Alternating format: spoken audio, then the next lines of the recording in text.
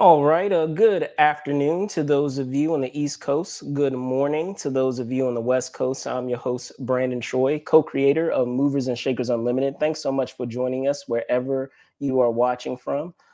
As you well know, you guys are in for a treat today because we have a terrific guest on tap for you guys. So without further ado, let me introduce our said guest today.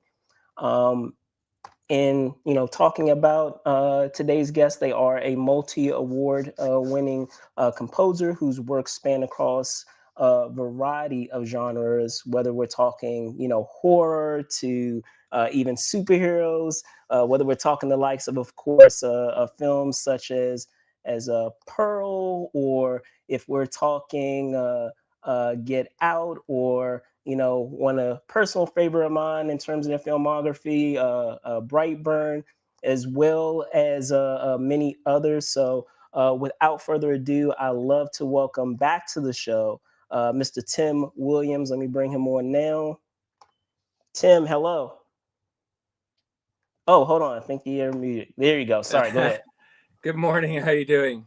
I'm good. I'm good. I'm good. So, first and foremost, Tim, I just wanted to just check in, I guess, so to speak, to start off and to see how things were. Because first off, well, let me say congratulations, because I believe last time I had you here on the show, we were talking about the project that you were working on at the time, which was your monster. Yes. Back when we were talking of what is it, Sundance, and I know since then, it's had quite a journey, through the festival cycle or scene, and I know it also won an award at Sundance Film Yeah. Festival London. So congrats on that, because I know Thank you. when we're talking about films, it's very much a collaborative process. So you are a part of that said process in terms of its success. But how have things been? Yeah, things have been great. I mean, it's been a really busy year. I think I did 10 films back to back with some incredible filmmakers. After Your Monster, I did a film called Mistura, which is now seems to be winning Best Picture and Best Actress at multiple film festivals. So I think that drops later this year in August. It's a Peruvian film, and it's a period drama that's just beautifully shot, about a woman whose husband leaves her and she's left to kind of fend for herself, and she starts this restaurant. So it deals with all the kind of Peruvian cuisine, which if you know Nobu, you'll know how famous that style of cuisine has become, ceviche, all that kind of stuff. So it's a beautiful film. And then I got asked by Netflix to score the Mary film, which ended up being, I think, the global #1 film for 3 or 4 weeks on Netflix over the holiday period. So that was very exciting. Director DJ Caruso, amazing director to work with.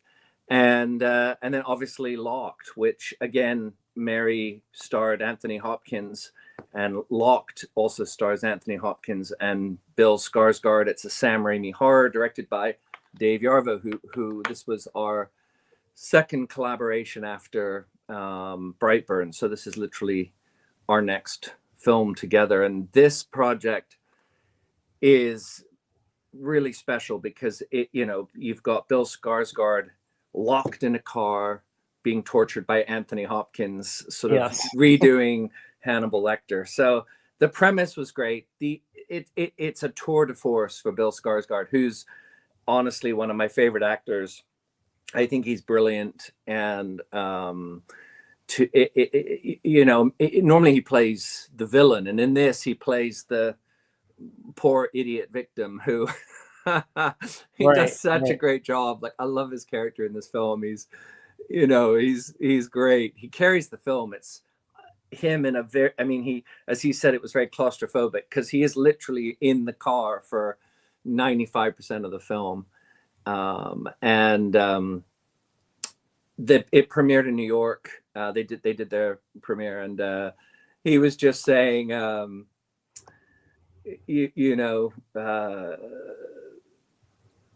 when Anthony Hopkins got in the car, I think the quote was, "Anthony turned to him and said, well, we've got two crazies in the car. Let's have fun.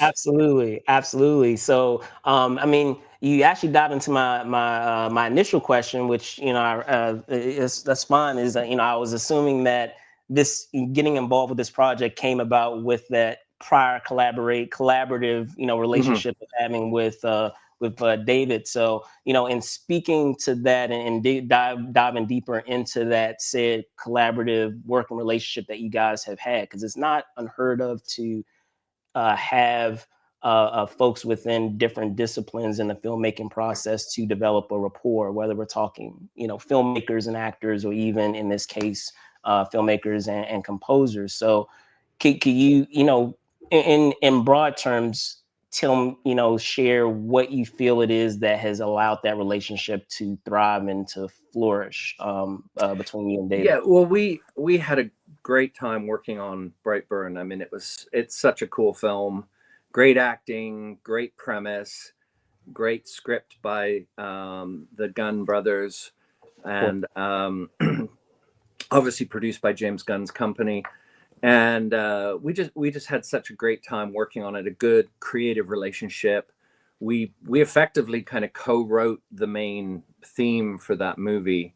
We spent a lot of time working on that. Dave's very specific when it comes to what he's looking for, and he always encourages me to kind of dig deeper and maybe go a little further than I might just on my own. He's always like, let's dig in, let's make this even more interesting, even more unique.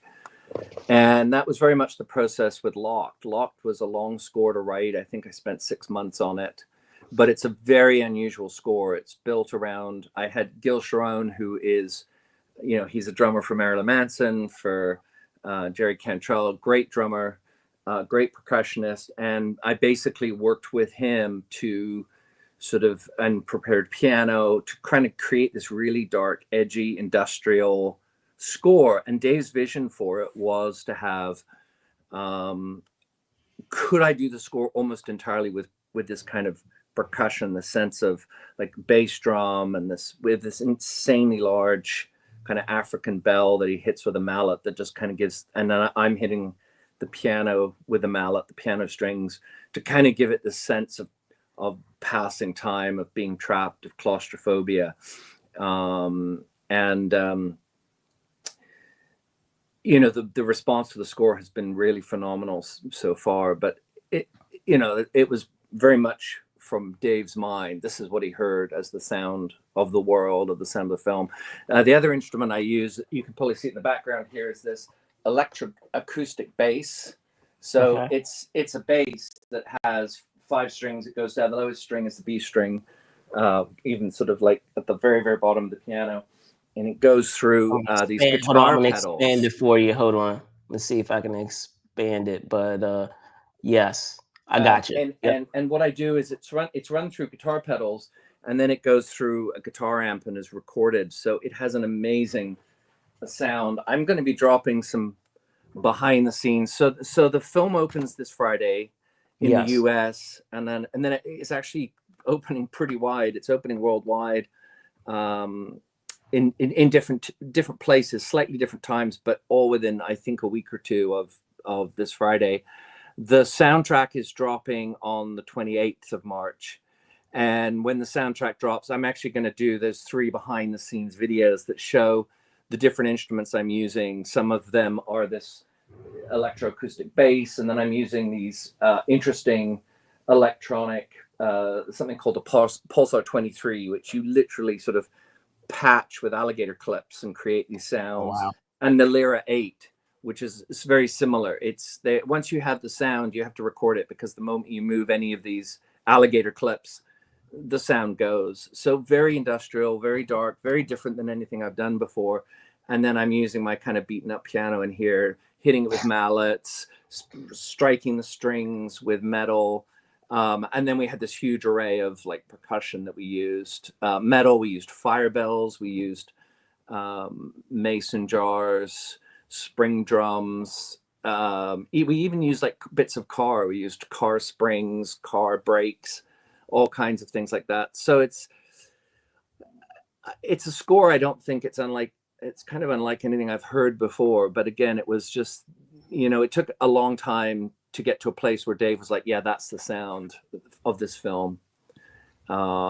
So it was a lot of work, but the score is really different, interesting. And as I said, I've had so far, a lot of people have been sort of talking about the score and saying how it sort of creates this claustrophobic environment. Gotcha. And speaking to, trying to establish that percussive score that you're talking about with all the tools that that you utilize. Could you also share, because you shared it at the top of Skarsgård and the tour de force of what he brought to the table, and I feel like this film provides an interesting challenge, not only for you as a composer, but for an actor too, in that there is a limitation in terms of the setting that you're utilizing, and it I feel like probably Skarsgård is one of the few people that can probably pull something like that off, where you're in a a limited setting and being able to do that. So similarly, as a composer, the challenge is trying to strike that balance, right? Of trying to play a careful dance of being able to work behind the actor, but not to overpower or what's the word that I'm looking for? To Steel focus. to Yeah. still focus I mean, from what he's bringing to the table. that's always a challenge with film, is kind of, where does the score play? Is it playing under the film? Is it playing over the film? And there's periods of time where in a film you want to sort of grab attention, like the opening credits of Pearl is an example where Yeah, I wanted to grab attention and say, hey, you're coming into Pearl's world. this world. Needed a theme to really just kind of to sort of take you into her mind, how she's seeing herself, and to sum that up.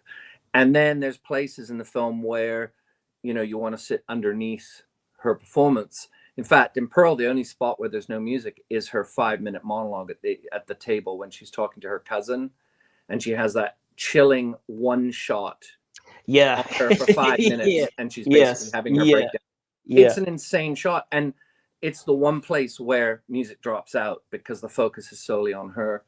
And so Locked is very similar in that there are places where we really do want to kind of like, there's an incredible crane shot at the end of Reel 1 where it's going Right. higher and higher and higher, and you realize, oh my goodness, he's trapped in this car. And it's a drone shot, and it goes up, a couple 100 feet, and you just see this isolated car in the middle of this parking lot, in a very rough part of town. So, that's a place where music needed to really ramp up and kind of take the lead. And then there's places where we need to sit underneath it. And I think that you always have to be careful, particularly with this type of a film where it is, very, very tight on one actor. You just have to be careful with dialogue as a general rule. So Absolutely. yeah, so there were a lot of cues that were home runs right away. There were a lot of cues I ended up, Dave was like, no, I gotta rewrite it. All right,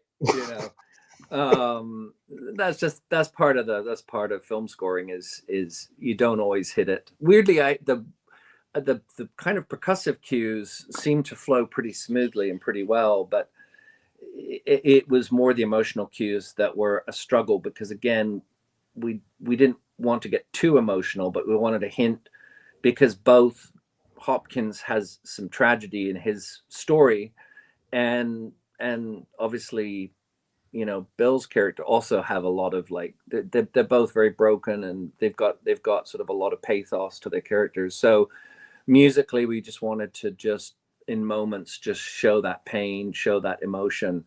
But again, it's always a question of what degree, what's the tone of that. Absolutely. And speaking of the variety of instruments that you were mentioning, I feel like for those that are not that are are pretty casual in terms of their movie going experience and don't really appreciate how much of an island just doing music composition can be with the film or with TV, and all the different levels and facets that are involved with it, from writing the music to orchestrating it to having the musicians play it at the end of that process. Am I right to assume that you were provided some luxury in being able to have that entire process, or was there some limitations based on the time constraints that you were given in doing this film? What was nice about this film was we had time. There was, at the time, there wasn't a release date set. That came Okay. later. Okay. So in a strange way, it was nice because there wasn't this sort of pressure. Often with films like with Mary, it was a 23-day turnaround from the time that Netflix hired me to the time that I needed to deliver the film. And it was 93 minutes of large orchestral score, hybrid orchestral score. I mean, that schedule was really tricky. And sometimes I tend to work pretty well under pressure anyway. When there's a gun to my head, I have to get the job done, and I have to really make it work. Yeah. And the nice thing about having a bit longer is, particularly for an experimental score like this, where you're trying different things, you need way more time. I sort of call it playing in the sandpit. And not everything that you're coming up with is going to work. So it's nice to have that time to be able to play and go, what do we think about this sound? Does this work? Does that work? So it was a very slow process of trying to find the right sounds and the theme for Locked is this kind of this mallet on two different huge African bells that kind of go doom doom doom doom doom doom doom doom doom, and it just kind of repeats. And so that theme comes back, but again, it took a while it sounds very simple, but it took a while to really find that tone and that sort of feel of that kind of I want to almost say like relentlessness of being stuck. And we had the sort of, obviously, the idea of time passing, the sort of the ticks and things like that you start to hear, and all of that kind of stuff. For sure. Because the only reason why I say that is because if memory serves, I remember that in terms of that process, I know you really enjoy the conducting portion of it, and I know sometimes you're not provided that luxury to do so. Like you have to, as the head of the beast, so to speak, when it comes to the music, you may have to give away some of the workload to do additional music somewhere else. Someone else may help conduct it for you, and I know sometimes, like, when you're the head of the beast, that delegation process, I know, can sometimes be tricky when you enjoy the other parts of it too, but you don't have the luxury to do all of it. So yeah, no, this was good. And it was one of those films where I'm usually working on several films at once. And what was nice about this film was, because there wasn't a deadline, I could sort of weave it through. There are a few other films and it's always nice to go away and then come back fresh. yes. If you're in a different headspace for a week and then you come back and continue on with it, it's really great. But I had a great time working. Zainab is the Sam Raimi's producer. She runs his company, and she would come. Dave is amazing to work with. They would come to the studio and we would do playback sessions. So it really was a very exact process. Like, I'd play back cues and Dave would say, well, can we move this here? I like that sound, but maybe move it here.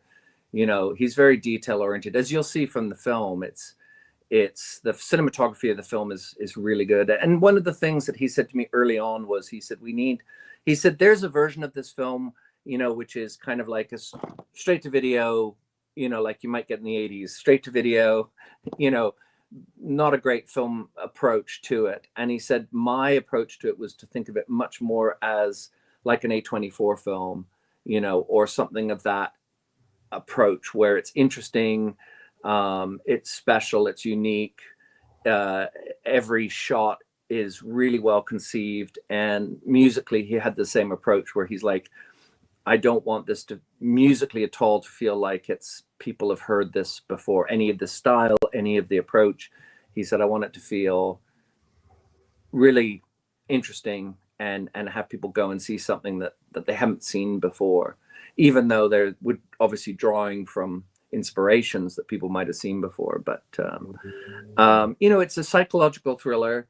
You've got Anthony Hopkins at the top of his game. You've got Bill Skarsgård at the top of his game, and it's just them going head to head, and it escalates and it escalates, and it's so there's this constant sense of there's a few moments where things kind of slow down and you get a chance just to breathe and take a breath, but right. it where it goes is unexpected, and it goes a lot further than one would think in terms of in terms of like what I was expecting. I was expecting it to be pretty static, but there's a point where suddenly the car moves and you're like, oh my goodness, this is an entirely different film. Where is he going with this? Right.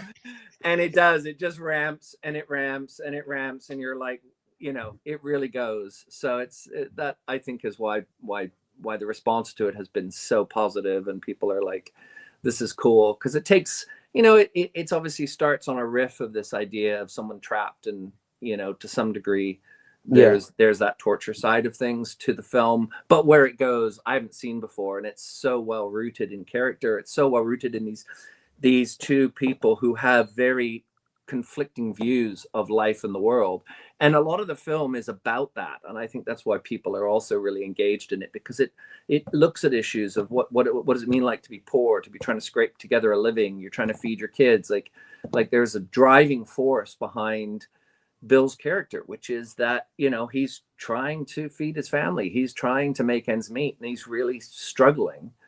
And then you've got the flip side of it, which is Hopkins, who's sick and tired of people stealing and breaking, and has a very difficult story behind where he's at too. So I love the way that each character has been so well thought out, and I know that both actors spent a lot of time with Dave really digging into what is this film about, like what are we going to be talking about, because these are actually very much wider issues than just someone being locked in a car for trying to steal it. Much bigger, wider social issues. And yes, for sure. Well, what I wanted to also touch on before I let you go, Tim, is also talking about your upcoming slate. I understand that you do have a horror film that you are also working on, and I do also understand that there was an interesting element to that as well, in terms of utilizing an instrument that you didn't, initially believe that you would be utilizing for that film. So, I'll give you the floor of that said project that's on the way, and maybe some others that you are able to share. I'm sure there's some that you can't even talk about. Yeah. That's always the sad thing, isn't it? We're always told we can't talk about it until it releases, and then often it's a year after. You're like, oh my gosh, you did that. About that. Yes, there is a film. I'm very excited about it. I think its current title is Eye for an Eye, but it's produced by the producers of Everything Everywhere All at Once. So an amazing team. I think they have Death of a Unicorn coming out soon too. Really great team. This is a thriller. Again, sort of a revenge thriller, but the instrument that I got to use was this non-linear C15 synthesizer, which I worked with Dave Porter, who is the composer of Breaking Bad. I orchestrated his Marvel Echo, and working with him right now on an upcoming Apple series as his orchestrator. But I was asking him what this amazing instrument was in his studio, and he said it's an instrument called a non-linear C15 synth, and it's a brand new synthesizer created by the person who owns Native Instruments. Got very bored and said, why don't we rethink how synthesizers are made, and created this incredible machine that has 2 foot pedals where you can manipulate sound. So really amazing opportunity to almost try to create the whole thing using this synth, this electronic score. It's directed by Colin Tilley, who is a very, very well-known music video director. He's done music, any music video you've seen, he's probably directed it. And this is his first feature, so he was kicking off. But it's a creature horror film about you write your name on the tree of someone who's wronged you, and this creature basically goes out to right the scales of justice. It's a pretty terrifying film, beautifully shot, and it stars. It has a really cool cast, including the actress who plays. It's on the tip of my tongue too. I know she's from Bridgerton and plays Queen Charlotte. She's incredible in it.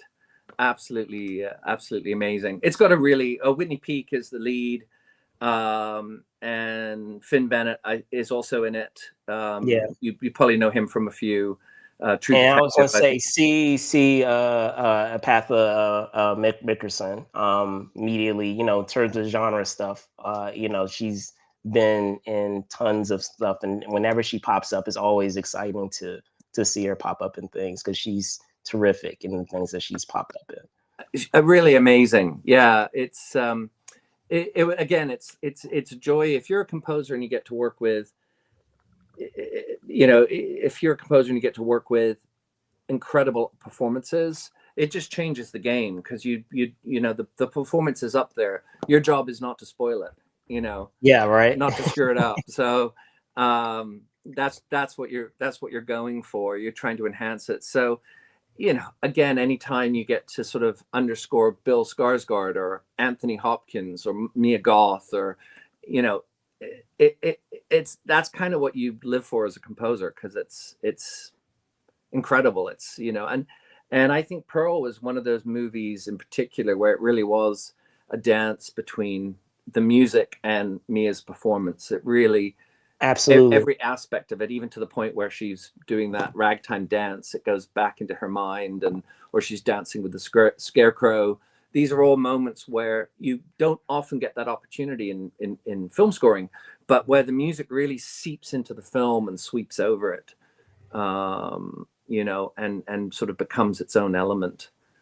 Same with Get Out, like the Sunken Place and places like that, where the music really creates the atmosphere of the location and can seep into those scenes and take over. So for sure.